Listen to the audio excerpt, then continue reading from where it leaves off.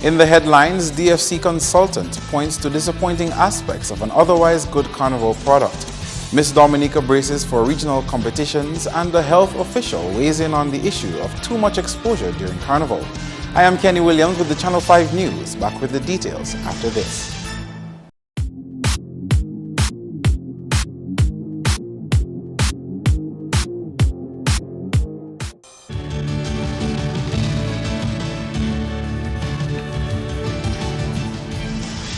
First up, consultant with the Dominica Festivals Committee is describing as disappointing and dishonest a particular aspect of Miss Dominica 2017 despite an overall good Carnival product.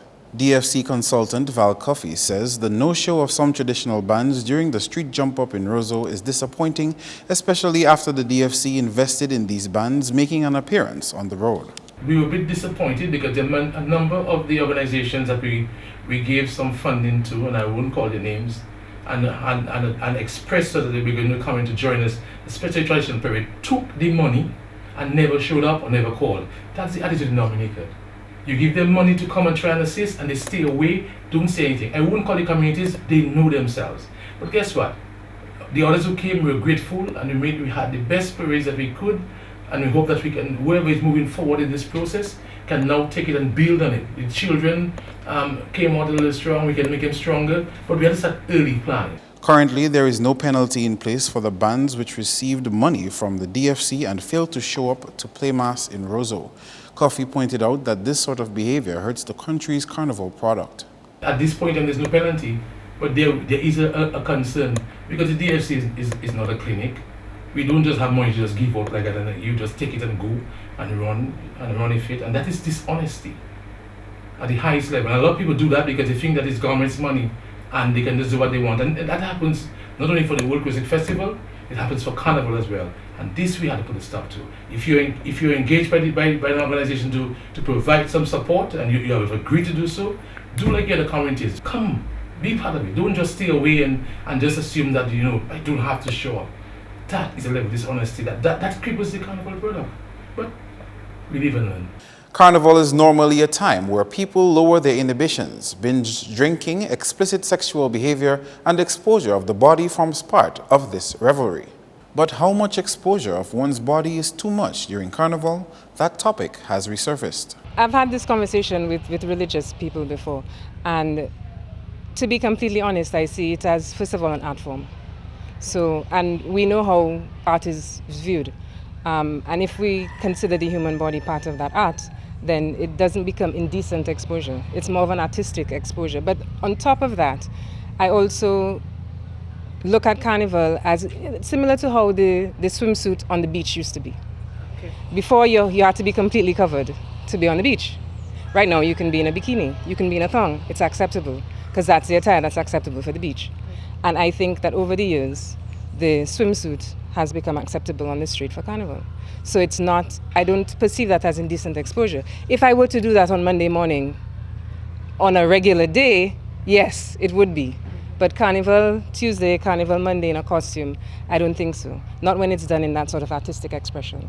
Meantime, coordinator of the National HIV/AIDS Unit, Nurse Alison Samuel, says indecent exposure during Carnival is a genuine concern. Because we have to be realistic. I mean, we have to think about the male gender. Males are stimulated by sight. And I mean, the fact that you have all this skin, all this body exposed, it is going to be a stimulant for sexual activity, and risky sexual activity at that, because you may see that one person that you really wanted to have had sexual intercourse with for the longest time, and now that the person is more free, like I say, the drinking that comes with it, just the fact that you're having a stress-free time, you feel more disinhibited. Samuel says the issue is also one which has been raised across the region. But this is the reality of Carnival. Carnival is about having a good time, it is revelry, and so you expect to see that heightened exposure of skin.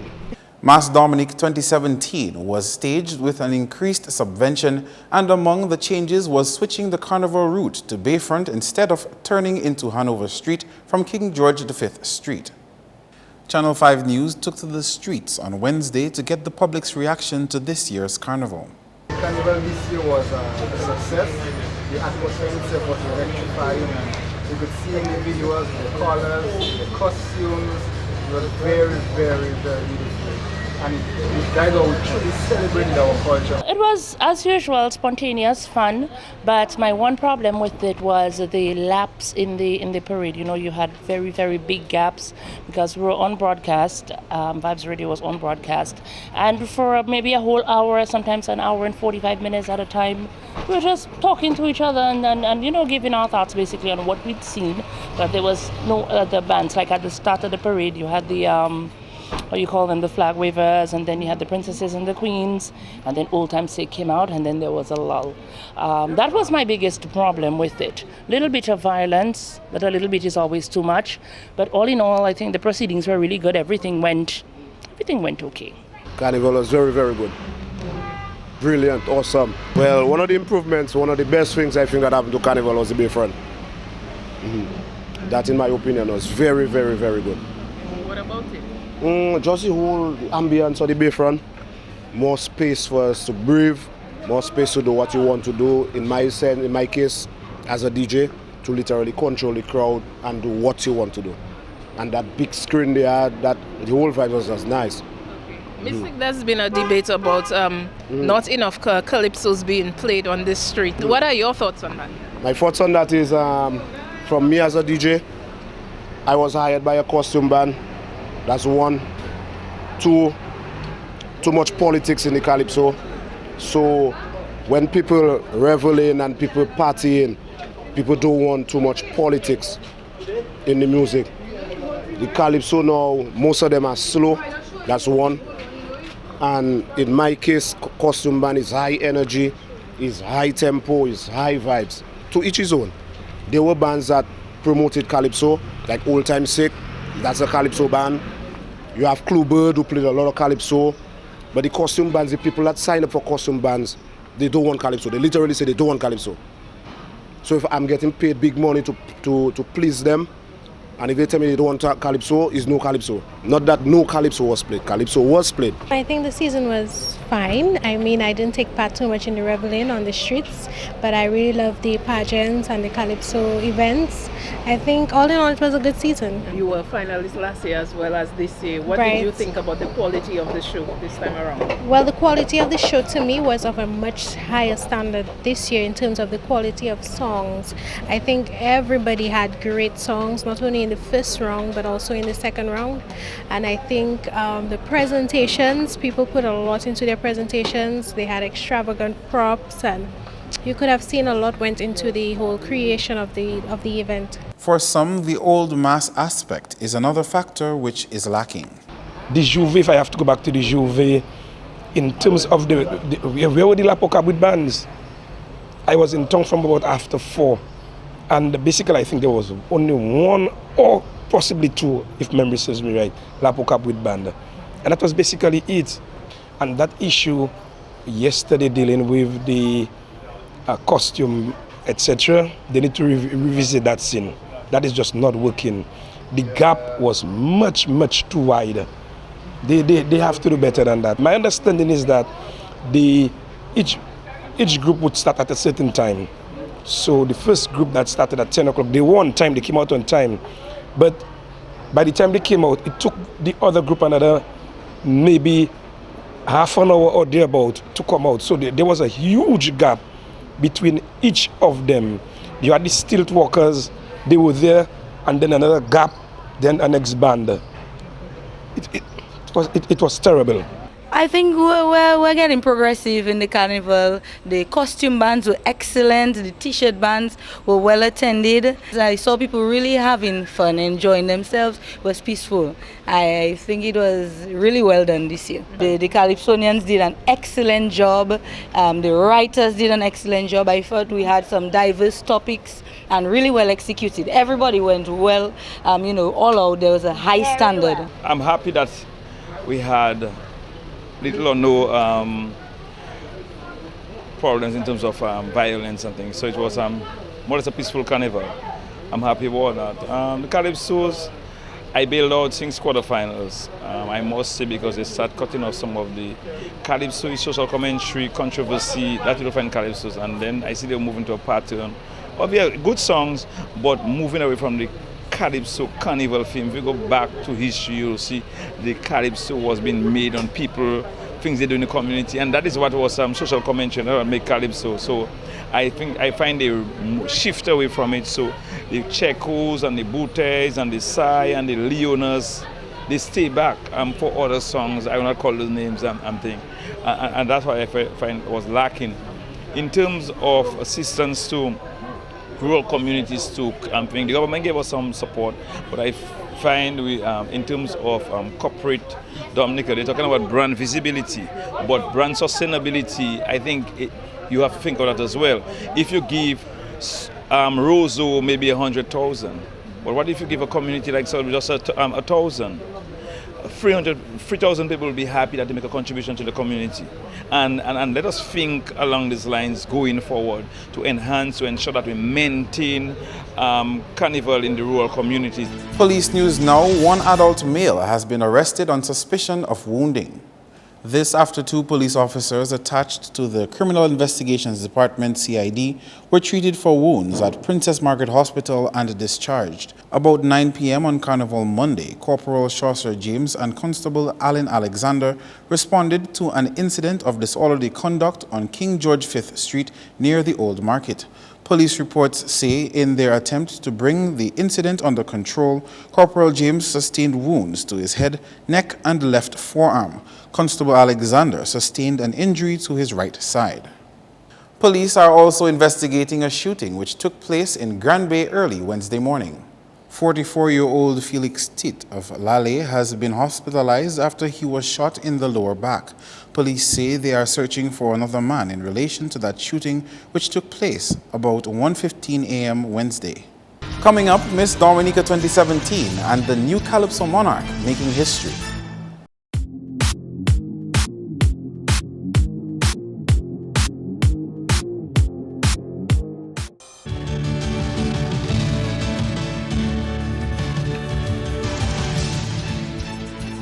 Welcome back. 4 months leading up to one of the most coveted regional pageant titles, Miss Dominica Jade Romaine says she is in a hard-working mindset. Idona John Baptist reports. Jade Romaine of Gutter Village secured the Best in Costume, Best Swimwear, Best in Swimwear and Best Evening Wear awards to be crowned Miss Dominica 2017 last Friday night.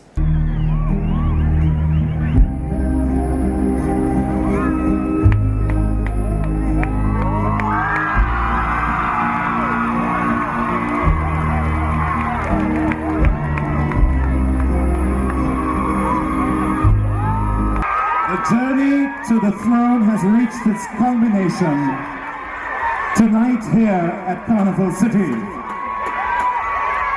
Our new queen, our new Miss Dominica 2017, it's Jade Romaine.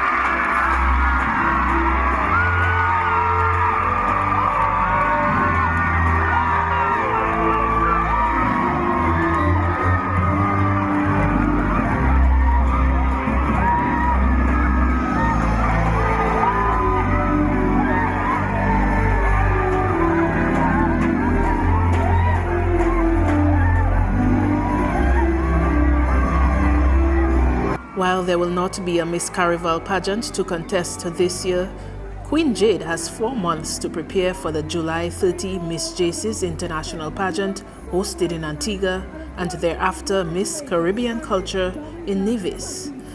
The Miss Carnival pageant would normally be the reigning Miss Dominica's first regional pageant in St. Vincent. However, as of this year, the show's organizing committee has cancelled the event. Romaine, who contributed hard work to her victory at Miss Dominica, agrees the hard work continues. I am in a very hard-working mindset. Recently, Dominica has been doing very well in regional pageants, and I intend to continue to ensure that my country does well when I go forth and represent as Miss Dominica. She went into the pageant advocating for better care of people with mental illness. She chose this as her pageant platform as her mother has been suffering with schizophrenia since Jade was 4 years old. and I have witnessed firsthand how difficult it is to have a family member with mental illness, how hard it is to get support, how difficult it is for us to just even talk about mental illness. And so I decided that I would take this platform and bring it forth to the Dominican society. Where do you go from there as it relates to your pageant platform? Well, I will continue, even more importantly, now that I am Miss Dominica, I will of course continue to implement my platform in whatever way possible. I will work with various groups, various ministers, anybody who's willing to assist in order to continue to fight for the mentally ill in Dominica. Jade is currently pursuing a BA in accounting at the UWI Open Campus and will get a government scholarship as part of her prize. Meantime, Carla Henry was judged first runner-up, winning awards for Miss Photogenic, Best in Evening Wear, and Best Response to Question. Teresa Lewis was judged second runner-up, while Zephyr Barron got the Best Costume Award and Gabrielle Ibrahim Best Community Project and Best Talent Awards. The other contestants were Esther Francis, Miss Amity, and Ketisha Joseph. Idona John Baptist, Channel 5 News. Gregory Caressa Rivera has added his name to the history books of Dominica as he now joins the ranks of four-time Calypso Monarchs, NC, and Solo. Caressa, who previously won the Calypso Monarch titles in 2009, 2010, and 2015, won his fourth title on Saturday with his popular renditions Hook in a Minor and Second Round.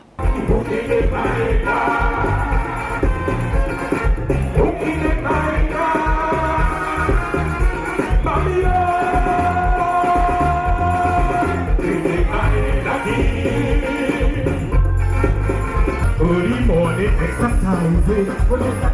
Oh, Caressa not holding. Right up California drum. I cannot perform. Trust me, I'm coming strong. Saturday's show also saw an interesting and unusual turn of events when Chester Daddy Cheslater and Denison Dice Joseph tied for second place. The other Calypsonian to have made it to the top four was Webster DeWebb Marie, who secured fourth place. Neither one of the two women contending for the Calypso Monarch title, namely Tasha P. and Janae, was successful in their quest. And the three first-timers to the finals, Stefan, JD, and Genius, were unable to place in the top four. While the only mass camp Calypsonian to make it to the finals from the quarterfinals, Daryl DeBob Bob, was also unsuccessful on his mission to attain the Calypso title. Meantime, President of the Dominica Calypso Association says a tie during a Calypso competition is nothing new. Derek de Hunter St. Rose did admit, though, that it is the first time they've reached a tie at the finals. There is something in place. I know a couple of years gone, we had a situation where we wanted, it was quarterfinals, we wanted to choose 20 people to go to semifinals, and the judges had about 3 ties. So we asked them to break it by using lyrics. People with better lyrics would have gotten the nod, you know. So, but in the finals, we never had anything in place. And this happened before in Trinidad. 1 year there were 2 kings, you know. So there's nothing new in Calypso, you know? Nothing new, nothing ordinary. Just that this year, unfortunately, it happened. But we're not going to interfere in what decision the judges made.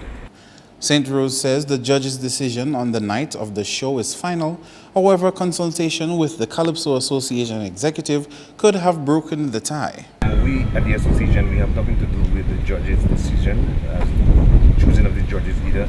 So we always agree that the judge's decisions are always final, so we don't want to get into that. But the thing is, the announcement was already made. Yeah. You understand? Okay. If it was behind the scene where they call the executive and we probably discuss and everything, but after the announcement was made, you don't want to go and say hello. No, we don't want to get into that. The DCA president says overall the Calypso season this year was a very good one.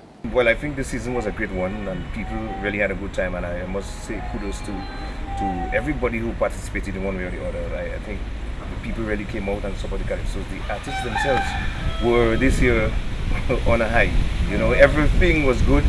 You know, the band, everybody, the writers, I think everybody was up there on par. You know, let's hope that we can continue in that spirit, in that vein. I think we had a fantastic year. Now that the Carnival season is over, some may be wondering about the sustainable development of Calypso music. This genre of music features social commentary and is a regular soundtrack of the season. From experience, it appears that a lot of the music disappears as soon as the carnival season is over. Veteran recording artist Winston Soso has offered advice to make Dominica Calypso a cultural product that can be exported. You do an album, you have like 5 Calypsonians, and you put your song on that album. It's called teamwork, you know, and you get it out there. For instance, if I have a song that's big, right, and you have a song, it's not so big. You're on that album that I did, and what do you think is going to happen? Because they like my song, they're going to buy that album. And from playing that, they're going to hear your song. And it might be a song that they really get into, a song that they really love. But if you don't do these things, you're not going to get anything. And a lot of other guys, they don't like to sing with other people. They don't like their songs on other Calypsonians, you know, records and stuff like that. Soso, known for his hits including I Don't Mind, encouraged Calypsonians to be as original as possible in their craft. But I will put my song on your album if you ask me to. If it's something you want to do, I'll say go ahead. You know, put it together, get somebody else put it together. But this thing where I sing la da da day, and then another person gonna come la da da, the same song but different lyrics. I mean, I'm not knocking it. It works for some people. But I believe, like you say, in originality. That's news. Up next, your sports highlights.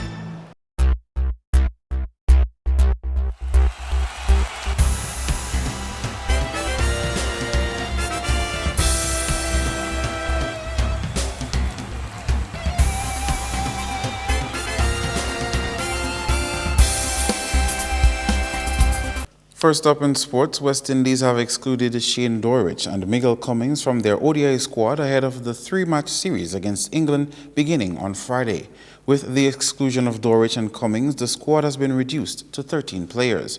Dorrich, the 25-year-old wicketkeeper batsman, has played 8 tests but is yet to make his ODI debut. His exclusion leaves Shai Hope as the lone specialist wicketkeeper in West Indies' squad.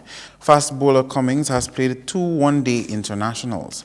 The first 2 ODIs will be played in Antigua on March 3 and 5, followed by the final match in Barbados on March 9.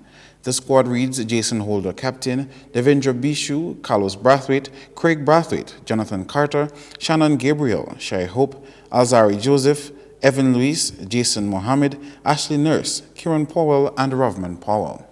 Meantime, the Mikel team dominated play in a recent trial match as preparations for the Windward Islands Under-15 cricket tournament continued. Mikel team took first knock and scored 187 for 9 from 40 overs. Clemenson LeBlanc had a game high of 71, while Mikel Riviere assisted with 42. Jay Vidal, Morel Burton, Jeremiah Joseph, and Quinton Hillary took 2 wickets each. In reply, the Jeremiah team made 98 for 5 from 21 overs. Jeremiah Joseph scored 30, while Morel Burton scored an unbeaten 29. Matches continue. On Thursday, the Windward Islands Under-15 cricket tournament is expected to take place in Grenada in April 2017. Sports continues with this item where West Indies batsman Dwayne Smith recently announced his retirement from all international cricket. The 33-year-old confirmed the decision before the start of the second qualifying final in the Pakistan Super League. His last West Indies appearance came at the 2015 World Cup. Smith made his international debut in the West Indies 2003-2004 tour of South Africa. Moving on to track and field, where 2 athletes qualified for the Carifta Games in a recent Pioneers Classic meet at Windsor Park. Keon Burton made the squad in the boys under-20 javelin with a throw of 58.2 meters, passing the qualification standard of 57.50 meters by 0.92.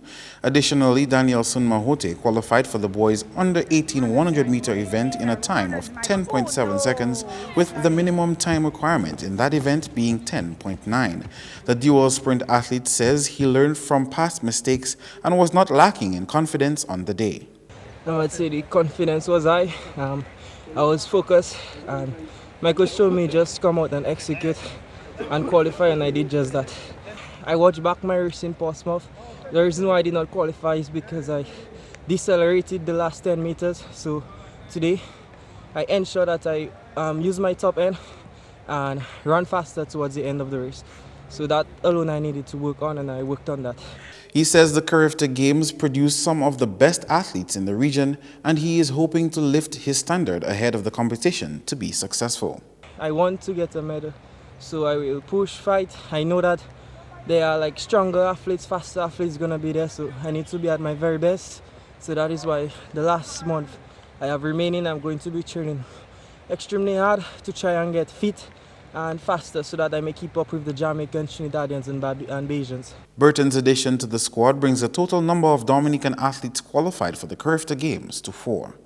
On to international cricket, we can tell you that an unbeaten century by Martin Guptill helped put New Zealand in a comfortable position to win their match against South Africa by 7 wickets in the 4th one-day international on Wednesday. South Africa batted first and piled on 279 for 8. A.B. de Villiers struck an unbeaten 72, while Faf du Plessis supported with 67. Set 280 for victory, New Zealand resisted with 280 for 3 in 45 overs. Martin Guptill scored 180 not out, while Ross Taylor assisted with 66. With this win by New Zealand, the series is now level 2-all. Finally, half-centuries from Jamar Hamilton and Rakeem Cornwall were not enough as West Indies Cricket Board President's 11 went down to England by 7 wickets on Monday. Final scores: WICB President's 11 233 all-out in 48 overs, England 234 for 8 in 48.5 overs. Andrew McCarthy, Runsford beaten, and D. Jacobs got 2 each for West Indies. That's all the sporting highlights for now. I am Kenny Williams. Join us next time.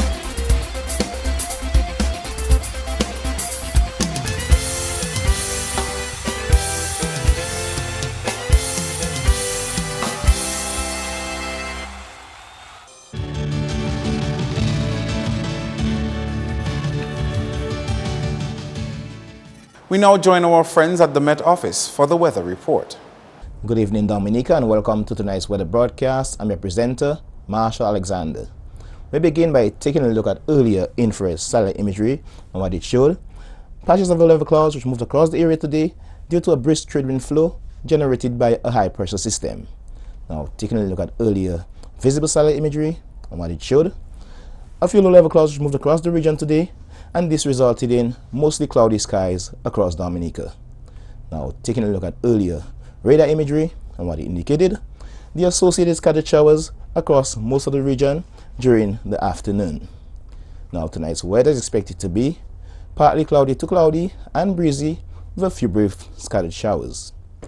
And tomorrow's weather is expected to be partly cloudy to cloudy and breezy with a few brief scattered showers at first, with a relative improvement in conditions expected as the day progresses.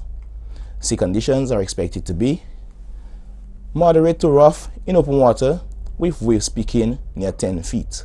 As a result, a small craft warning is in effect for above normal seas and high winds. All users of the sea, particularly on the eastern coast, you're advised to exercise caution. Looking ahead to the next 3 days, an increasing cloudiness and scattered showers at first tomorrow, becoming fair to partly cloudy and breezy with a few brief scattered showers, and continuing into Friday and Saturday. For the rest of the Caribbean, fair to partly cloudy skies and also breezy conditions can be expected across the central and northern portion of the region, with an increasing cloudiness and scattered showers expected across the extreme south. Our international cities forecast: partly cloudy skies can be expected in New York and Caracas, clear skies expected in London and Beijing, with an increasing cloudiness, showers and thunderstorm activity expected in Miami. Sunrise tomorrow will be at 6:22 a.m. and sunset will be at 6:14 p.m. For more information, you can call the weather hotline at 447-5555 or visit our website at weather.gov.dm. Thanks for viewing. Have a good night. To end the news, the headlines again. DFC consultant points to disappointing aspects of an otherwise good Carnival product. Miss Dominica braces for regional competitions, and a health official weighs in on the issue of too much exposure during Carnival. Feel free to contact us at news@marpin2k4.com. You can also access our past newscasts on our YouTube channel. On behalf of the entire production team, I am Kenny Williams. To all viewers around the world, thank you for watching. Join us tomorrow.